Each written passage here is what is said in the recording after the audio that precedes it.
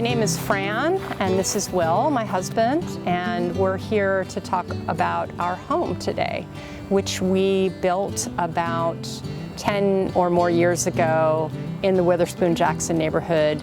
So there was a structure here, there was a home here, and of course the most sustainable option would have been to keep the home, and we tried to do that. We tried to renovate it.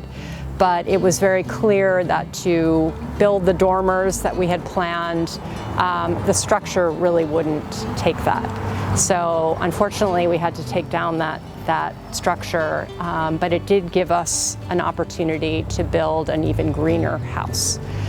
And so starting outside, we are on a journey with the outside and the garden.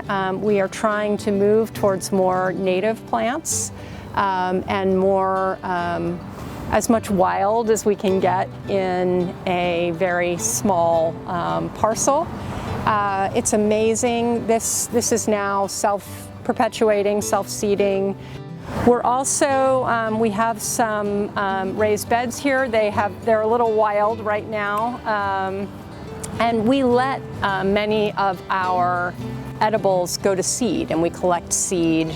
And the wildlife also really enjoys the seeds as well. The house itself there's a lot of wood in this house. We are both foresters and work in conservation, and so almost every stick of wood in this house is FSC certified.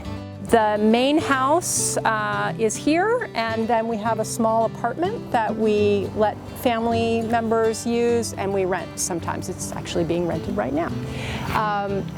Why don't we move inside?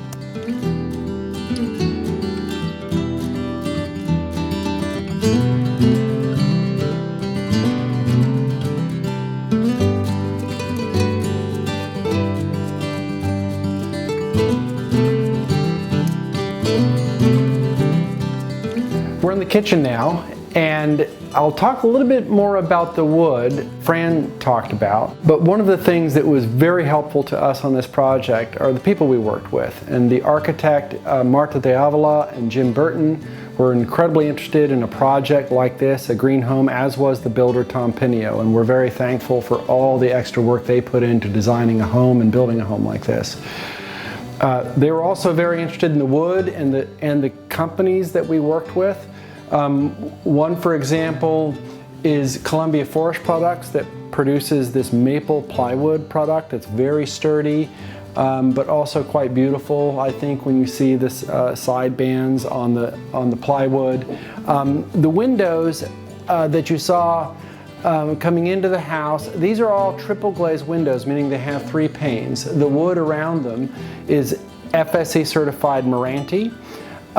Another special feature about these windows is that they have different coatings depending on the exposure. So windows that are facing the sunlight are going to have a thicker coating that blocks transmissivity of light, and other places are going to let sunlight in, and this is another feature of managing the energy that comes in and goes out of the house.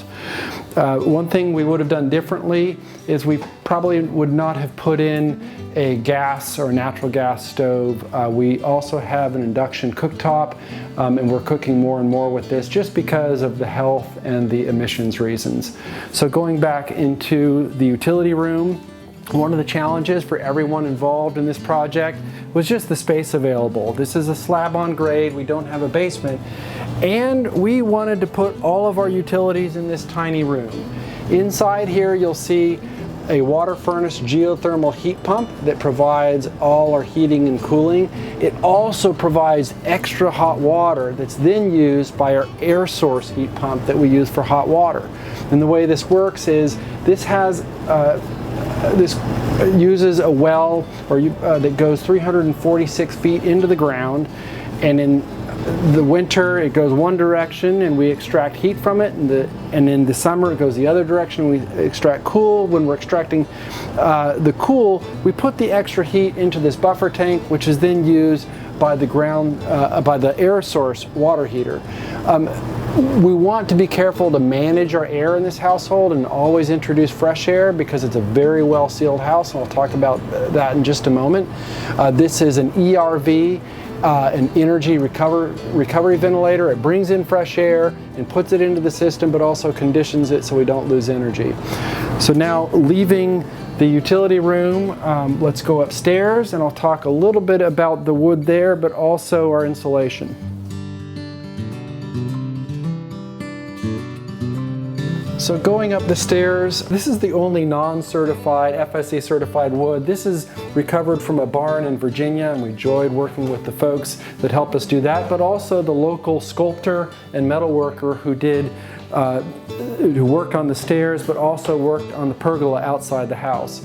So now we're on the second floor. In this hallway, you'll notice there's a cutout that gives us a sense of the insulation. The wall insulation is a R value of about 38 and the ceiling of 52.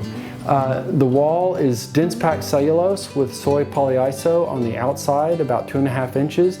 The ceiling also has that polyiso, but also has spray foam.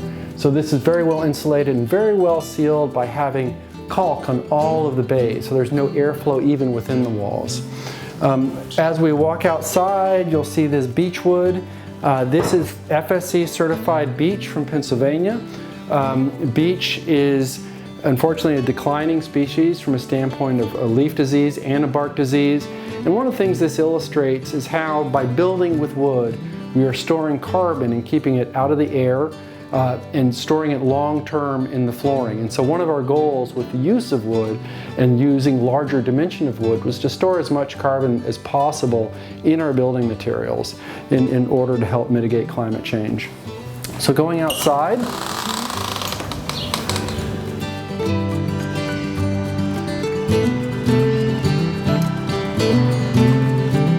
above us is about 6 kilowatts in solar panel electricity production.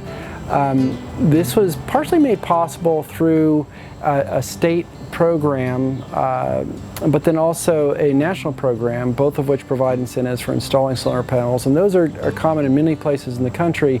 We probably would have put more capacity in had we known that both of our kids would be using gaming computers with 450 watt power supplies. But still, it's providing about 60% of our energy use.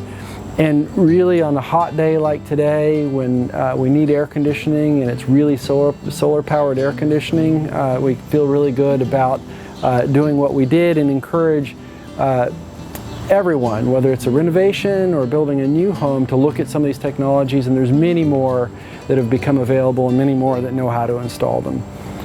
So thank you for coming and visiting our home.